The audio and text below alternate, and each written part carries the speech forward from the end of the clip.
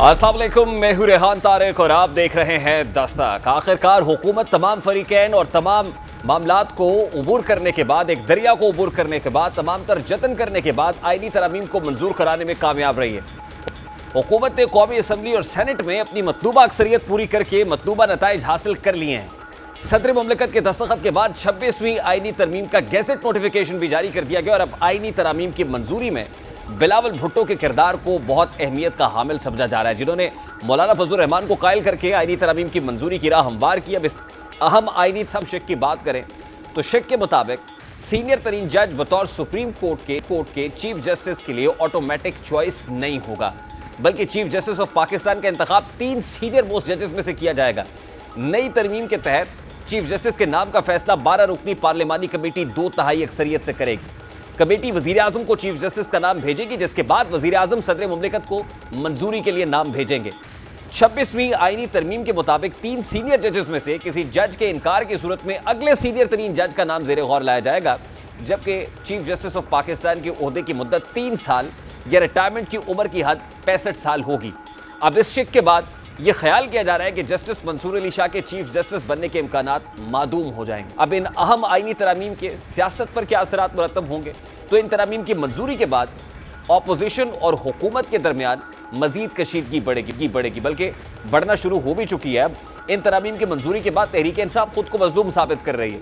वो इस पर यह जवाब तलाश रही है कि सब चीफ जस्टिस मंसूर अली शाह का रास्ता रोकने के लिए किया गया है। बैरिस्टर गौर कहते हैं कि पहले लोग कहा करते थे कि अदलिया आज़ाद होनी चाहिए, लेकिन उन्होंने अदलिया को महकूम कर दिया है। सलमान अकरम राजा कहते हैं कि जो अपने आप को आइन का वारिस कहते हैं, उन्होंने पाटकर हुकूमत को दे दिया। अब मुमकिन है तहरीक इंसाफ फिर से सड़कों पर निकले, जबकि दूसरी जानिब आईनी तरामीम के खिलाफ वकला जरूर सड़कों पर निकलने की बात कर रहे हैं। एडवोकेट हामिद खान कहते हैं कि आइन पर जो स्याह धब्बा लगाया गया उसके खिलाफ हम वकला मुतहद हैं और इसके खिलाफ तहरीक चलाएंगे। सब इकट्ठे हुए हैं, हम सब में कंसेंसस है कि हम इंशाल्लाह ताला मुल्क की तहरीक चलाएंगे वकला की, ताकि ये बदनुमा धब्बा जो आइन पर कल और आज लगाया गया है और इसके तहत हमला किया जा रहा है, उसको हम रोकेंगे। मेरी पॉलिटिकल पार्टी काला कोट है और काला कोट इंशाल्लाह आजाद अदलिया के लिए जान भी कुर्बान करेगा। हमने पहले भी लाठियां खाई हैं, आंसू गैस खाए हैं, पर्चे बर्दाश्त किए हैं, अब भी किसी कुर्बानी से दरेग नहीं करेंगे। जनाजा है आपके आइन और अदलिया का, आप उसको दफन करें अपने हरी किताब को और उस पर फातिहा पढ़े, लेकिन इंशाल्लाह हम इसको नहीं होने देंगे। इस तरह से जनाजा भी नहीं उठाएंगे और फातिहा भी नहीं पढ़ेंगे इंशाल्लाह, और हम पूरी जिद्दोजहद के साथ इस आइन को अपनी असल हालत में बहाल करेंगे। अब आईनी तरमीम की मुखालिफत करने वालों की जानिब से रद्द-ए-अमल सामने आ रहा है। वकला बरादरी भी सड़कों पर निकलने की बात कर रही है, और अगर वकला की एक बड़ी तादाद सड़कों पर निकलती है और तहरीक इंसाफ भी इसका हिस्सा बनती है तो हुकूमत के लिए एक चैलेंज जरूर हो सकता है। बहरहाल तहरीक इंसाफ ये समझती है कि हुकूमत ने उजलत में यह तरामीम मंजूर करवा के तहरीक इंसाफ को कॉर्नर करने की कोशिश की है, जबकि ये बात भी हकीकत है कि अगर हुकूमत आईनी तरामीम ना करती तो इसकी बका को खतरा लाहक हो सकता था, जिसका बरबला इजहार हुकूमती वज़रा करते भी दिखाई दिए। अब हुकूमत के लिए तरामीम कराना क्यों नागुज़ीर था, इन पहलुओं का जायजा लें तो पहला नुकता तो यह है कि नई अदलिया की क़यादत से हुकूमत को यह खदशा था कि इंतखाबात 2024 के हवाले से कोई ऐसा गैर मुतवक्के फैसला ना आ जाए जिससे पूरे का पूरा निज़ाम खतरे में पड़ जाए। दूसरे नुक्ते पर बात करें तो जैसा कि चीफ जस्टिस काजी फ़ाइज़ ईसा के हवाले से यह तासुर पाया जाता है कि वो हुकूमत के लिए कोई खतरा नहीं है, लेकिन नए जजेस और चीफ जस्टिस के हवाले से अभी तक कुछ नहीं कहा जा सकता, तो हुकूमत को टफ टाइम देंगे या नहीं। लेकिन इनके हवाले से हुकूमती हलकों में मुबैना तौर पर यह खदशात या ये तासुर मौजूद है कि उनके आने से हुकूमत को मुश्किल होगी। अब इन सब पहलुओं को देखने के बाद कहा जा सकता है कि हुकूमत ने इन मुमकिना के खिलाफ आईनी तरामीम की शील्ड का लिबादा ओढ़ लिया है, जिसके बाद हुकूमत और इसके इत्तेहादी अब सुख का सांस ले रहे हैं। वज़ीर आज़म शहबाज शरीफ कहते हैं कि जो आज 26वीं आईनी तरमीम मंजूर हुई है, ये खाली एक तरमीम नहीं है, ये कौमी इत्तफाक़ राय की शानदार मिसाल है। उसके साथ साथ बिलावल भुट्टो और मौलाना भी इस आईनी तरमीम के हवाले से बात कर रहे हैं। ख्वाजा आसिफ ने भी इस पर कॉमेंट किया। हुकूमती साइड से इस पर क्या मौक़िफ़ इख्तियार किया गया, ज़रा वो भी आपके सामने रखते हैं।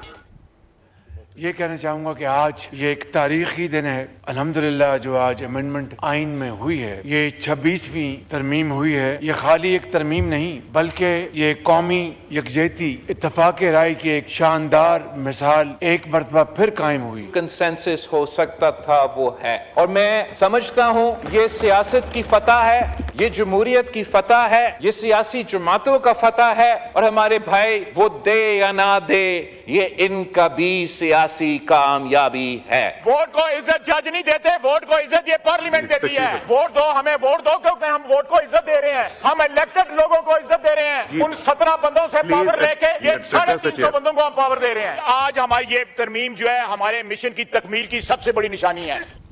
यानी हुकूमत और इसके इत्तेहादी आईनी तरामीम पर खुशियों के शादियाने बजा रहे हैं और इन होने वाली तरामीम को आज़ाद अदलिया से तशबीह दे रहे हैं, जबकि नवाज शरीफ अदलिया से अब भी गिला कर रहे हैं। उन्होंने आईनी तरामीम की मंजूरी के मौके पर गुफ्तगू में कहा कि अदलिया के हाथों बहुत दुख उठाए हैं। इसी हवाले से एक शेर भी पढ़ना चाहता हूँ। नवाज शरीफ ने अशहार के रास्ते क्या गिला है जो किया, ज़रा उसकी एक झलक आपके सामने रखता हूँ। तो अदलिया के किरदार पे एक शेर है जो किसने लिखा है, उस शायर का शेर पढ़ रहा हूँ कि नाजो अंदाज से कहते हैं कि जीना होगा, नाजो अंदाज से कहते हैं कि जीना होगा, जहर भी देते हैं तो कहते हैं कि पीना होगा, जब मैं पीता हूँ तो कहते हैं कि मरता भी नहीं, और जब मैं मरता हूँ तो कहते हैं कि जीना होगा। नाजो अंदाज से कहते हैं कि जीना होगा, जहर भी देते हैं कहते हैं कि पीना होगा, जब मैं पीता हूँ तो कहते हैं कि मरता भी नहीं, जब मैं मरता हूं तो कहते हैं कि जीना होगा। अब शायर इस शेर में कह रहे हैं कि अदलिया ने उनको नाअहली का जहर दिया जिसको पीकर वो सियासी तौर पर ना इधर के रहे ना उधर के रहे। लेकिन शायर शायद ये बात भूल गए कि जब तौहीन अदालत के केस में साबिक वजीर आजम यूसुफ रजा गिलानी के ऊपर नाअहली की तलवार लटक रही थी, तो यही शायर डोर से लटकती तलवार को आरी से काटने की कोशिश कर रहे थे। नवाज शरीफ काला कोट पहनकर यूसुफ रजा गिलानी को नाअहल कराने की कोशिशों में थे, यानी शायर की जबान में यूसुफ रजा गिलानी के प्याले में जहर को भरने वाले भी नवाज शरीफ थे और यूसुफ रजा गिलानी ने भी नाअहली का जहर पिया। लेकिन शायर को सिर्फ अपनी नाअहली याद है, शायर को यह याद नहीं है कि यूसुफ रजा गिलानी भी नाअहली के जहर से उस वक्त सियासी तौर पर मुतासिर हुए थे।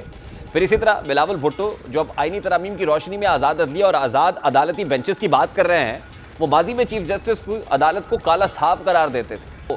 खुद क्या कहते रहे इफ्तिखार चौधरी की खास तौर पे अदालत को कैसे काली अदालत और काला साहब कहा on the floor of the house, जरा वो भी आपको दिखा देते हैं।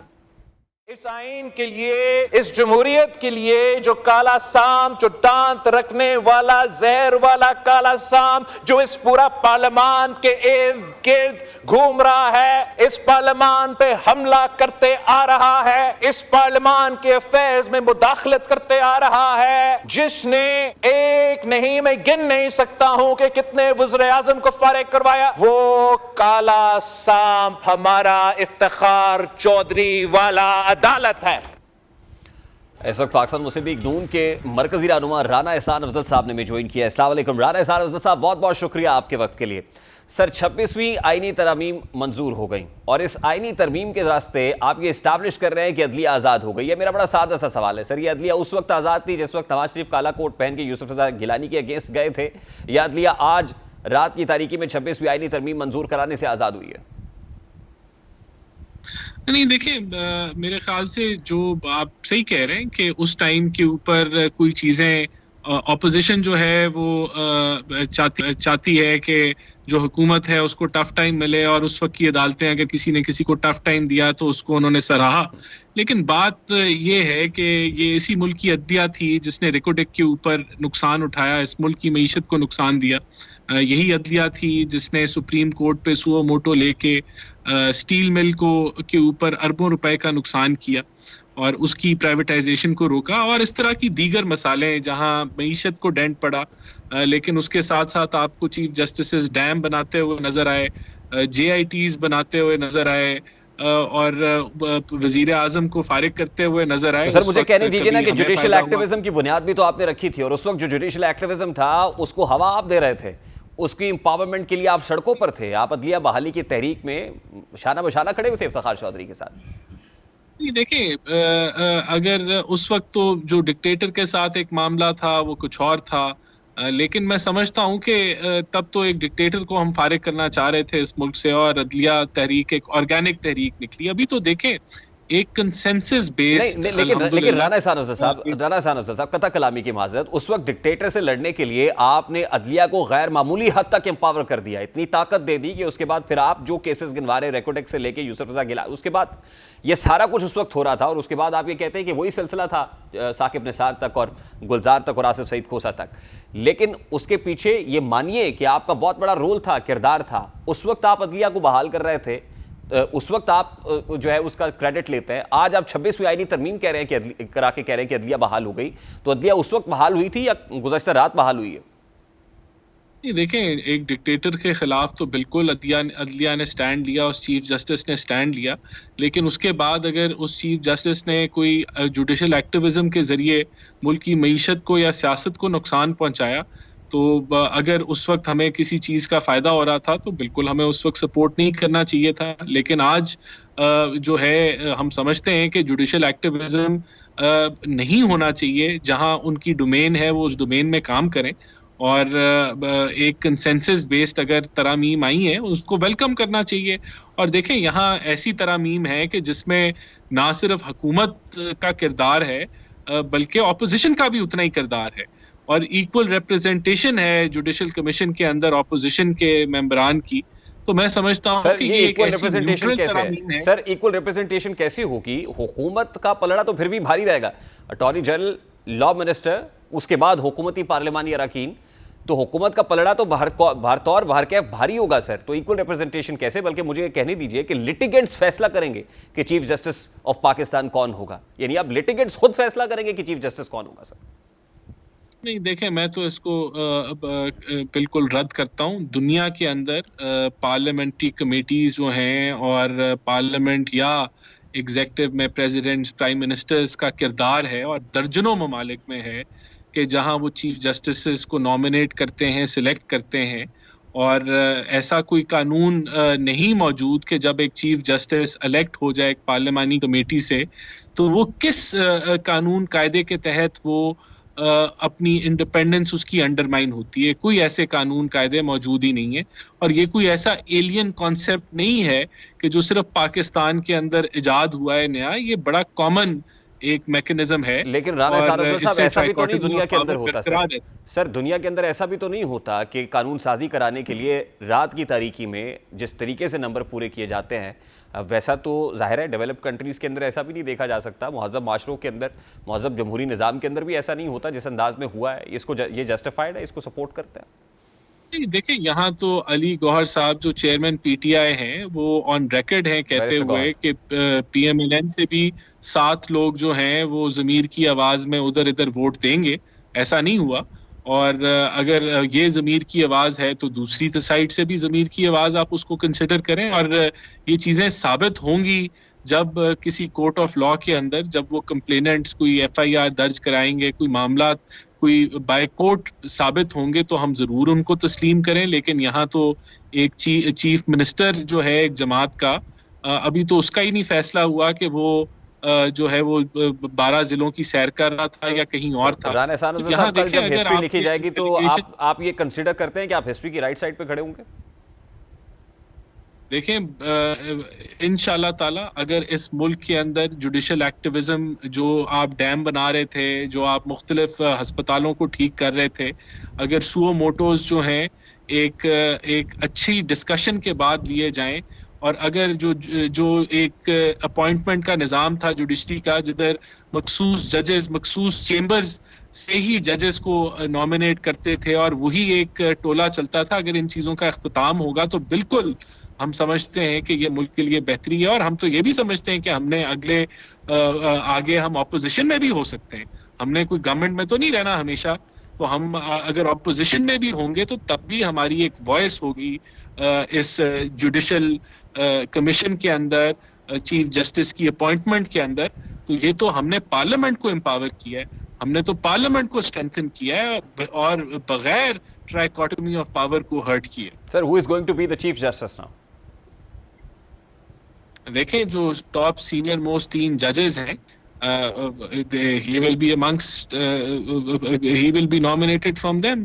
उन तीनों में से उनकी सिलेक्शन होगी। सर, जिस वक्त chief of the army staff की अपॉइंटमेंट हुई तो पाकिस्तान मुस्लिम लीग नून टेक्स क्रेडिट ऑफ इट कि जो सीनियरिटी में पहले नंबर पे थे, आपने नहीं देखा, जो सीनियरिटी में पहले नंबर पे थे उनको chief of the army staff लगा दिया गया। यहाँ पर भी उसी प्रिंसिपल पे अमल करेगी पीएमएलएन? देखें, अगर सीनियर मोस्ट जो है वो कमेटी को पसंद आ जाते हैं तो बिल्कुल ये मुमकिन है, और अगर नहीं आते तो फिर जो दूसरे 2 हैं उनमें से हो जाएगा। तो इस चीज़ का तो प्रेडिक्शन अब कर ही नहीं सकते। ये तो कमेटी और उसकी 2/3 नॉड के साथ ही फैसला होगा कि जब 2/3 मेंबर कमेटी के एक तरफ होंगे तो तब वो chief justice. Situation is very much clear even with your answer कि जो उस वक्त था वो आज नहीं होगा, यानी मंसूर अली शाह साहब चीफ जस्टिस ऑफ पाकिस्तान बनते हुए लाइकली नजर नहीं आ रहे। मुझे भी नहीं आ रहे, लेकिन he is a candidate, he still has a chance until he is not selected. आपको लगता है अदालती माहौल खराब नहीं होगा इससे? मैं समझता हूँ अदालती माहौल जो बदतरीन सूरत हाल जिसमें थी, जहाँ एक 8 जजेस जो हैं वो बगैर जो है वो प्रॉपर चैनल के अपनी डिसीजंस सुना रहे थे, और जिस तरीके से 12 जुलाई को सवाल था कि सुन्नी इत्तेहाद काउंसिल को सीटें मिलेंगी या नहीं मिलेंगी, वहाँ हाँ ना का जवाब वो दे देते तो तब ये मसला नहीं बनता। और जहाँ 63A की एक गलत तशरीह हुई जिसने मुल्क का जो सियासी मंजरनामा है उसको ना सिर्फ झटके दिए बल्कि एक जमात को फेवर दिया, अगर ये फैसले ना होते तो शायद इन तरामीम की ज़रूरत भी ना पड़ती। लेकिन क्योंकि ऐसे फैसले पाकिस्तान की माजी का हिस्सा हैं तो मेरे ख्याल से ये कोर्स करेक्शन लाजमी थी, और इससे ना सिर्फ मईशत को इस्तेहकाम मिलेगा बल्कि जुडिशरी भी जो है हम समझते हैं उस अपनी रैंकिंग में बेहतर हो। राणा साहब लास्टली कार्रवाई और कारकर्दगी राणा साहब बड़ा सादा सा सवाल है सर, कोई भी जज हुकूमत के खिलाफ एटलीस्ट फैसला कैसे देगा जब उस जज को पता होगा कि मेरी एवेल्युएशन इसी हुकूमत ने करनी है, मेरी प्रमोशन या डिमोशन इसी हुकूमत के फैसले पर मुनहसर है, तो कोई जज आपके खिलाफ फैसला कैसे दे सकता है सर? देखें, जो जजेस हैं और जो वहाँ ऑपोजिशन के मेंबर्स हैं और जो इंडिपेंडेंट मेंबर्स हैं वो मेजॉरिटी में है, हुकूमत माइनॉरिटी में है। तो जो जुडिशल कमीशन है वो अगर फैसला करता है, एवेल्युएशन करता है, तो ये मेरे ख्याल से मेरिट पे ही होगी। हम क्यों अज्यूम करें कि हर चीज़ जो है वहाँ कोई ना कोई मैलाफाइडी होगी। अब एक निज़ाम जो है सज़ा जज़ा का दुनिया भर में होता है, तो ये अगर हम जुडिशरी को अकाउंटेबल कर रहे हैं तो ये तो बड़ी पॉजिटिव बात है, इसको अप्रिशिएट होना चाहिए। ठीक है, बहुत बहुत शुक्रिया। इस वक्त पाकिस्तान पीपल्स पार्टी के मरकजी रहनुमा कादिर खान मदूखेल साहब हमारे साथ मौजूद है। अस्सलाम वालेकुम कादिर खान मदूखेल साहब, बहुत बहुत शुक्रिया आपके वक्त के लिए। 26वीं आईनी तरमीम तो आपको मुबारक हो, रात की तारीकी में मंजूर हो गई है, क्या 27वीं और 28वीं आईनी तरमीम भी पार्लियामान में लाने जा रहे हैं? जी बिल्कुल, आप तसल्ली रखिए, अगर कोई जरूरत पड़ गई तो जरूर होगा। असम्बली या पार्लियामेंट होती है इसी वजह से कि वो कानून में कोई आगे पीछे करना हुआ तो कानून साजी कर ले, इसके लिए किसी की परमिशन की जरूरत नहीं पड़ती है असम्बली को। नहीं, जरूरत तो पड़ती है सर। 26वीं आईनी तरमीम जिस तरह से हुई और जिन जरूरतों को पूरा करके हुई, ऐसे ही 27वीं और 28वीं आईनी तरमीम भी कराएंगे? इससे ज्यादा बेहतर तरीके से हो सकता है। और इसमें गलती क्या थी, आप क्या कह रहे हैं कि अगर पार्लियामेंट के मेंबरान 8-10 लोगों का वोट, 8 से 10 लाख आबादी का वोट लेके आता है, तो फिर उसको क्या कहते हैं, आपको हर चौक चौराहे में ऐलान करना पड़ता है। आजकल टीवी में कोई भी वकील खड़ा हो जाता है, बोलो भाई मैं नहीं मानता। भाई तुम कौन हो जो नहीं मानते, तुम होते कौन हो? नंबर वंबर पूरे करने के लिए जो मर्जी ऊपर नीचे करना पड़े, इसी तरह से होगा सर। तुम वही शख्स हो जो सुप्रीम कोर्ट के इफ्तिखार चौधरी के वक्त में तुमने 1.5 अरब रुपए हड़प किए। तुम वही शख्स हो कि तुम्हारे चैम्बर के लोग जज लगे हुए आज हाई कोर्ट में।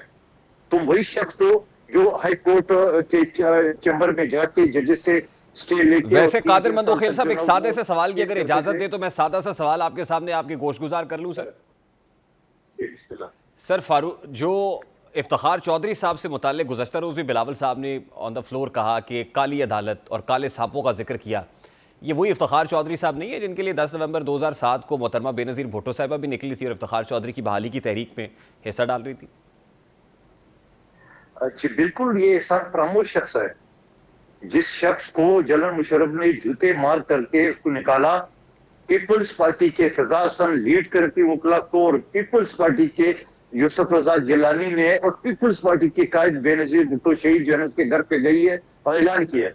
लेकिन ये शख्स बदकिरदार, बदनाम और बदख्यानत भी। So at that time you were standing at the wrong side, आप ये कह रहे हैं? उस शख्स ने अदलिया का सुप्रीम कोर्ट को एक थाने की तरह चलाया।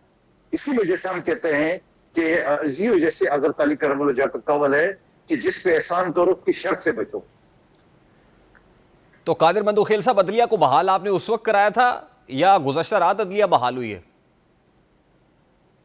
देखिए, आप घुमा फिरा के कोई भी सवाल कर लो, जवाब मैं उसी तरह दूंगा कि अदलिया जो एक डिक्टेटर ने जनरल मुशर्रफ ने इफ्तिखार चौधरी को उस वक्त जो है ना उसको जलील करके अदालत से बाहर फेंका, यही पीपल्स पार्टी की वकला थी, यही बेनजीर भुट्टो शहीद थी, यही यूसुफ रजा गिलानी था जिसने बाल किया। और फिर यही जुडिशरी थी, यही सुप्रीम कोर्ट था जो आइन के आर्टिकल 58(2)B जहां सदर पाकिस्तान ने पार्लियामेंट को इख्तियार दिए और सुप्रीम कोर्ट ने 63A की आड़ में उसी यूसुफ रजा गिलानी को खत न लिखने पे खड़े खड़े नाइल किया। तो अब फैसला आप करेंगे, यानी लिटिगेंट्स करेंगे कि चीफ जस्टिस कौन होगा? जी सुन ले, जो फैसला इस वक्त कमेटी जो बन रही है, जहां अवामी नुमाइंदे हैं, जहां पाकिस्तान बार कौंसिल मेंबर होगा, जहां वजीर कानून और अटॉर्नी जनरल होगा, इससे पहले सूबे का चीफ जस्टिस फर्द वाहिद अपने चमचों को, अपने चैम्बर के लोगों को, अपने रिश्तेदारों को हाई कोर्ट के जज डायरेक्ट भर्ती करता था। जबकि इस मुल्क में एक चपरासी की नौकरी के लिए 3 मरतबा इंटरव्यू जात नस्ल जबान पूछते हैं। यही मेरा बिल था पीटीआई के दौर में जो मैंने जमा किया है कि एक हाई कोर्ट पे जज आप डायरेक्ट क्यों भर्ती करते हो अपने चमचों बांझों भतीजों को? 2008 में आपकी अपनी हुकूमत थी पाकिस्तान पीपल्स पार्टी की, चार्टर ऑफ डेमोक्रेसी को in true letter and spirit उस वक्त भी आप जो है वो इंप्लीमेंट कर सकते थे, वो नहीं किया। अभी मेरा सवाल सर आपसे सादा सा ये है कि कोई भी जज रुक जाओ इधर, आपने सवाल किया तो आगे नहीं जाऊंगा। जी जी जी जी जी क्या 2008 से लेके 2018 में हमारे पास 2/3 मेजॉरिटी थी? हम 2 डिसेक्टिव पे खड़े थे, एमक्यू में एक काफिले, जो 2/3 मेजॉरिटी तो आज भी नहीं थी आपके पास सर। हम कानून साजी कहां से कर सकते थे? अब अगर सवाल करें सर, 2/3 मेजॉरिटी तो आज भी नहीं थी आपके पास। आज तो थी हमारे पास, आज तो हमारे पास थी, मौलाना साहब के बगैर नहीं थी। मौलाना साहब आ गए, 4 आजाद उम्मीदवार आ गए तो 2/3 तो हो गई है। मौलाना के बगैर नहीं थी, 4 आजाद उम्मीदवारों के बगैर नहीं थी, बीएनपी मैंगल के 2 सेनेटर्स के बगैर नहीं थी जिनको बीएनपी मैंगल डिसऑन कर रही है। देखिए ये बात तो फिर आप बीएनपी मंगल से पूछें कि उनके 2 सेनेटर्स ने उनकी पार्टी डिसिप्लिन की खिलाफ वर्जी क्यों की है। अगर की है तो 63A में क्लियर लिखा हुआ है, वो डिस्क्वालीफाई होंगे, वो मूव कर दे उसके खिलाफ बिल। बात ये असेंबली के फ्लोर और इसीलिए 63A की तशरीह पहले हो गई ताकि जो डिफेक्शन क्लॉज है उसमें अपनी मर्जी की तरमीम की जा सके। मंदुखिल साहब, पहले तशरीह हुई थी, इसी सुप्रीम कोर्ट ने आरिफ आलवी के रेफरेंस के ऊपर 63A को बिगाड़ा, अपनी मतलब के लिए इस्तेमाल किया और अमजद शहबाज की हुकूमत गिराई, या न सिर्फ गिराई, वो न सिर्फ नाइल किए लोगों को बल्कि उसको और भी नहीं गिने दिए। कौन सा तशरीह है? आप अपने घर से तशरीह लाते हो? कल अगर किसी के पास 2/3 मेजॉरिटी होगी तो वो इसी आईनी तरमीम को रोल बैक कर देगी आके। कोई हुकूमत कल 2/3 अक्सरियत से अगर चाहे तो इसको नई तरमीम ले आएंगे। तो कह रहे हैं, पीटीआई ने ऐलान कर दिया है, पीटीआई की वकला ने, आमिद खान साहब ने ऐलान कर दिया है कि हमारे हुकूमत आएगी, हम उसको रोल बैक कर देंगे। करो भाई, आपके पास इख्तियार आएगी तो जरूर करो। आइन तो फिर मोम की गुड़िया हुई जो जरा सी तपिश से पिघल जाती है सर। यही सुप्रीम कोर्ट है जिसने एक डिक्टेटर को आइन में अमेंडमेंट का यानी आर्टिकल 239 के इख्तियार दिए। उस वक्त इन वकीलों के मुंह पे ताले क्यों लगे थे, ये जो मुफाद परस्त वकील है? 26वीं आईनी तरमीम की मंजूरी के बाद $1 बिलियन क्वेश्चन ये है कि chief justice supreme court of Pakistan कौन होगा, और चीफ जस्टिस सुप्रीम कोर्ट और आईनी जो बेंच है उसका सरबराह क्या दोनों एक ही होंगे, यानी चीफ जस्टिस सुप्रीम कोर्ट ही आईनी बेंच के सरबराह भी होंगे, या 2 मुख्तलिफ लोग होंगे? उसके साथ साथ अब जो अपॉइंटमेंट है उसका तरीक़ाकार क्या होगा, प्रोसीजर क्या होगा? इस वक्त सीनियर सहाफ़ी तजज़ियाकार इमरान वसीम साहब हमारे साथ मौजूद हैं। अस्सलाम वालेकुम इमरान वसीम साहब, बहुत बहुत शुक्रिया आपके वक्त के लिए। इमरान साहब, सबसे पहले तो ये कहिएगा कि 26वीं आईनी तरमीम हो गई, ये 27वीं 28वीं आईनी तरमीम भी आ रही है, सबसे पहले ये क्लियर कीजिएगा। पहले तो वालेकुम अस्सलाम और आपका बहुत बहुत शुक्रिया, काफी हफ्तों के बाद आपने याद किया। वैसे तो 26वीं आईनी तरमीम का जब मुसवदा ज़ेरे गौर लाया जा रहा था, उस दौरान जो पार्लिमानी कमेटी थी उसके सरबराह खुर्शीद शाह की जानिब से यही कहा गया था कि ये पहली ट्रांच है, यानी ये हमारी पहली अटेम्प्ट है जिसमें हम 26वीं आईनी तरमीम को का मुसवदा हमने अप्रूव किया, और जब हम पार्लियामेंट से इसको पास करवा लेंगे तो उसके बाद जो दीगर सियासी जमातें जो कि हुकूमत के इत्तेहाद में शामिल हैं, जैसे कि MQM की एक तजवीज़ थी, प्रपोजल था कि बल्दियाती इंतखाबात के हवाले से आइन का आर्टिकल जो है वो बड़ा वाज़ेह है, लेकिन इस हवाले से सूबों में जो लेजिस्लेशन की गई है वो उस मयार के ऊपर पूरा नहीं उतरती है जो कॉन्स्टिट्यूशन की रिक्वायरमेंट है, कॉन्स्टिट्यूशन का जो तकाजा है। तो MQM को राम किया गया था यही कह के कि हम 27वीं तरमीम में जो फर्दर हम कॉन्स्टिट्यूशन अमेंडमेंट की तरफ जाएंगे उसमें आपकी ये जो प्रपोजल है बल्दियाती लोकल गवर्नमेंट के सिस्टम को मजीद स्ट्रेंथन करने के हवाले से वो हम 27वीं तरमीम में जो है वो शामिल कर लेंगे। लेकिन अभी तो जो 26वीं आईनी तरमीम है उसका प्रोसेस मुकम्मल नहीं हुआ और आज कुछ सवालात भी उठे हैं कमरा अदालत में, कमरा अदालत नंबर 2 में, जहां पे जस्टिस मंसूर शाह साहब बैठते हैं और उनकी तरफ से भी कहा गया कि अब तो रोजाना ऐसे केसेस आएंगे जिसमें हमको ये तय करना पड़ेगा कि ये केस जो सुप्रीम कोर्ट है उसमें चलेगा या फिर जो कॉन्स्टिट्यूशनल बेंच है उसमें चलेगा। लेकिन अब जो चीजें समझ आ रही है उसमें यह है कि अगर इसमें कोई ब्लॉकेज आती है, बल्कि कुछ लोगों की राय भी है, कुछ लोगों की वाइब्स भी आ रही है कि अगर इस सिस्टम को भी चलने नहीं दिया गया तो फिर 27वीं तरमीम की तो बात हो रही है, तो हो सकता है फिर फेडरल कॉन्स्टिट्यूशन कोर्ट के लिए अलग से कोई नई तरमीम भी करना पड़े। ये बड़ी इंपॉर्टेंट बात है। और वैसे भी 26वीं आईनी तरमीम के लिए आग का दरिया अबूर करना पड़ा है ऐसे जैसे हुकूमत के लिए तो बहुत मुश्किल हो गया था। 27वीं 28वीं तरमीम तो बात की बात है और ये भी हो सकता है कि हुकूमत का कॉन्फिडेंस शायद कुछ बढ़ गया हो अब इसके बाद। इस पर भी आप कॉमेंट कर दीजिएगा। लेकिन उसके साथ अब ये जो जाहिर है इसकी इंप्लीमेंटेशन है इस आईनी तरमीम के बाद, अब कॉन्स्टिट्यूशनल कोर्ट तो नहीं बेंच बना है, तो क्या नेसेसरी है कि चीफ जस्टिस जो होगा सुप्रीम कोर्ट का वही कॉन्स्टिट्यूशनल बेंच का सरबराह होगा, या कॉन्स्टिट्यूशनल बेंच का सरबराह जो है वो कोई और भी हो सकता है, यानी चीफ जस्टिस और हो और कॉन्स्टिट्यूशन बेंच का सरबराह कोई और हो? जी बिल्कुल, ये पॉसिबिलिटी रेहान मौजूद है। बल्कि एक जो मीडिया पे चीज रिपोर्ट हो रही है कि जो 3 नाम हैं चीफ जस्टिस की नॉमिनेशन के लिए, वो भी ये रिपोर्ट किया जा रहा है कि जैसे चीफ जस्टिस सुप्रीम कोर्ट भिजवाएंगे, तो ऐसा नहीं है। ये नाम जब पार्लिमानी कमेटी के जो तश्कील है वो मुकम्मल हो जाएगी तो पार्लिमानी कमेटी नाम जो है वजारत कानून से मांगेगी और वो जो 3 जजेस का पैनल है मोस्ट सीनियर सुप्रीम कोर्ट के जजेस का, वो वजारत कानून की जानिब से भेजा जाएगा। हाँ, ये बात बिल्कुल ठीक है कि 26वें आईनी तरमीम में ये गुंजाइश रखी गई है कि चीफ जस्टिस तो होगा ही होगा, लेकिन जो फेडरल कॉन्स्टिट्यूशनल बेंच का जो सरबराह होगा वो चीफ जस्टिस से हट के किसी और जज को भी लगाया जा सकता है, क्योंकि चीफ जस्टिस की तैनाती तो पार्लिमानी कमेटी करेगी।